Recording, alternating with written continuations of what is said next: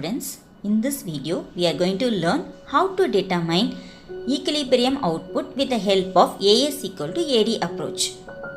So there are two ways to determine equilibrium. So they are AS equal to AD approach, the other one is S equal to I approach. So what is the use of determining equilibrium output? As I said in the previous video, as a producer, he has to know how much to produce based on the level of aggregate demand in the economy. For this purpose, he need to know the equilibrium point. So these two approaches are helpful for the producer to produce. It will give an idea for the producer whether to increase the production or stop the production or decrease the production. Let's start the session. So to determine the equilibrium output with the help of the first method, AS equal to AD approach, we must know the AS curve and AD curve. So as already we discussed these concepts, just we can recall. So AS curve is nothing but the income line. 45-degree line is considered as AS line or income line. So both are one and the same. So this curve we have to consider. The next curve is aggregate demand curve.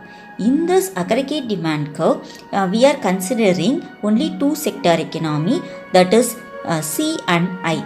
There are four sector economy, but here we are assuming only two sector, namely consumption sector and investment sector. So we should know the consumption curve and investment curve. So consumption curve is a positive slope. Always it will start with the positive value, as indicated that even when the level of income is zero, the individual will consume. That is called autonomous consumption. So it will start with the positive value. Then investment function, this is new, now only a learning. Investment is nothing but there are two types of investment. One is autonomous investment, the other one is induced investment. Autonomous investment means for the welfare of the people or society, the government will invest in new projects for education or hospitals. So for these purpose, in spite of the level of GDP increase or decrease, the government will invest. That is called autonomous investment. So it is always parallel to x-axis. Here we are considering only the autonomous investment, not the induced investment. Induced investment means only when there is profit, the government will take new projects. So here we are considering only autonomous investment, not the induced investment. So here we are considering consumption and investment. So now we are going to combine aggregate demand curve and aggregate supply curve to determine the equilibrium output. Here is the combination of C and I function. So please keenly watch the graph as well as the tabular column. So here first we are relating two variables, namely real disposable income, we can consider as GDP or national income, whatever it may be, in the x-axis, and in the y-axis we are relating with the consumer spending. Here the 45-degree line represents aggregate supply curve. So to determine equilibrium, first we need to draw aggregate supply curve, that is 45-degree line curve. Next is autonomous investment. So as I said, autonomous investment is parallel to x-axis. Next we have to draw the aggregate demand curve. Here there are two demand curves are given. One is C1, the other one is C2. Okay, so here C1 is the aggregate demand curve. So when we are adding here, we will have the C1 will have two things. One is consumption. Okay, consumption curve we know already. The algebraic equation is autonomous consumption plus MPC Y. So that we are considering in C1 line. So what is C2 is when we are adding the autonomous investment, it is parallel to that consumption curve. So C plus I is given in C2. So this is how you have to observe the diagram. Now let us see the tabular column. So where the economy, aggregate demand and aggregate supply are equal, let's see in the tabular column. Here first column, the national income is given in different column in different levels. then consumption also increases. Then investment, we can see it is constant. As I said, it is autonomous investment. The value will be constant only. So how to determine aggregate demand? We have to add C plus I. Two-sector economy, so we have to add C plus I. So you are getting 30 plus 20 50, 40 plus 20 60, like this you are getting. Here where actually the aggregate supply and aggregate demand are equal. So at the level of income is 100, you can see the aggregate demand also is 100. Okay, so we know that already national income and aggregate supply both are one and the same. So here 100, income is 100, aggregate demand also 100. In that place the equilibrium is achieved. Here it is explained in detail, the same tabular column. So where the equilibrium is determined at the when the level of income is 100, aggregate demand also 100. So that place only equilibrium is attained. So whether always this equilibrium is possible, means that is not possible. Sometimes the equilibrium, that is aggregate demand, may be more or aggregate supply may be more. So in both the cases, what are the consequences? Okay, so it is a signal for the producer whether to increase the production or decrease the production. Okay, suppose if the demand is more, what steps he has to take? If the aggregate supply is more, what steps he has to take? That we shall see. So this is how the equilibrium diagram you have to draw for that tabular column. So it is enough to draw only aggregate supply curve and aggregate demand curve. So both meet at a point. That point is called equilibrium. Here we are considering aggregate demand taking C and I. Together we are taking only one curve.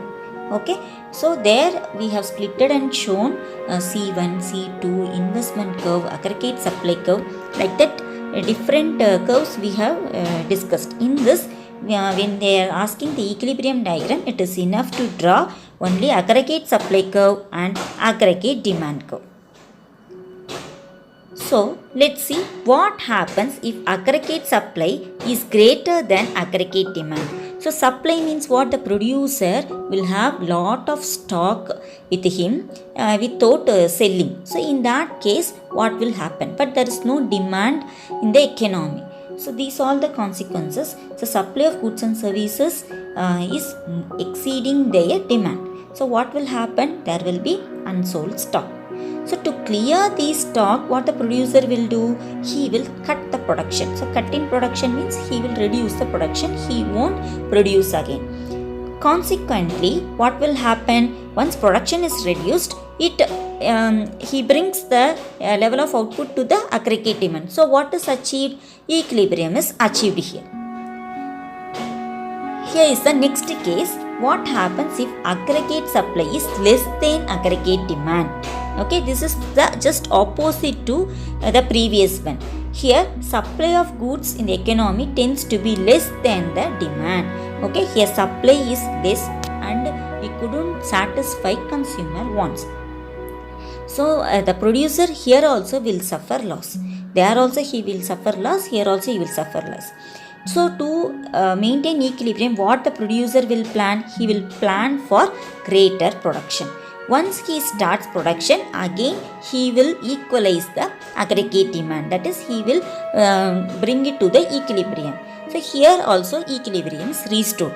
So it is just like a balance. So we have to balance both aggregate demand and aggregate supply equally. So as a producer, the equilibrium helps him a lot to decide whether to increase the production or decrease the production or stop the production. Here are the numericals to determine equilibrium. Find equilibrium income when C is 100 plus 0.5y and I equal to 1000. So here they asked to calculate equilibrium income. So they have given C and I. We know that equilibrium, if you see the word, immediately you have to use this formula, that is AS equal to AD. approach. So next I will say the other approach also. In this case here we are going to use AS equal to AD approach. We know that AS and income are one and the same. So for AD we are taking how many components? Two components, namely C and I. Here they have given the value for C and the value for I also. Just we have to substitute to calculate aggregate demand. So C value take down and I value you can take, and you can substitute, find the value of Y, because Y is the thing you have to calculate. Other things you have. Okay. So Y equal to 0.5, Y equal to 1100. So Y equal to 1100 divided by 0.5, you will get 2200 as income. This is how you have to calculate equilibrium income. Then the next sum, they asked to calculate C, that is C function at equilibrium Y when Y is 6000 and C is 100 plus 0.75Y. Okay, so here since C is given, just you substitute the value of income and we can easily find the value of C. C equal to 100. So what is 100 here? Autonomous consumption. Plus 0.75 is the MPC. This is constant. They have given in the sum itself. Then Y alone you have to substitute. Y value is 6000. So 100 plus 0.75 into 6000, you will get 4500. When you add up, finally you are getting C as 4600. So these are the few examples how to calculate C or Y or aggregate demand, whatever it may be, with the help of equilibrium. So numericals also they will be asking, and sometimes they will be asking to draw and explain the AD equal to AS approach in the detail. Very important concept. To summarize, in this class we discussed that only one approach, that is AD equal to AS approach. So we need here we need AS curve and AD curve. So since AD have two components, we are including investment. There are two types of investment: autonomous investment, the other one is induced investment. Here we are assuming only autonomous investment, which is parallel to x-axis. So when we are adding with the consumption, so this is parallel to consumption curve also, and to attain the equilibrium, both 45-degree line, that is income line, and the consumption line, both should meet at a point. So this will give a signal to the producer whether to produce, increase or stop the production. Okay.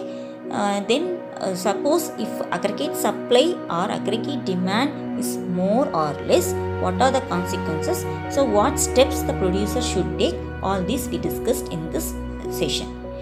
And hope you understood this concept. In the next session we shall discuss how to determine the same equilibrium concept with the help of S equal to I approach. Thank you. Have a great day.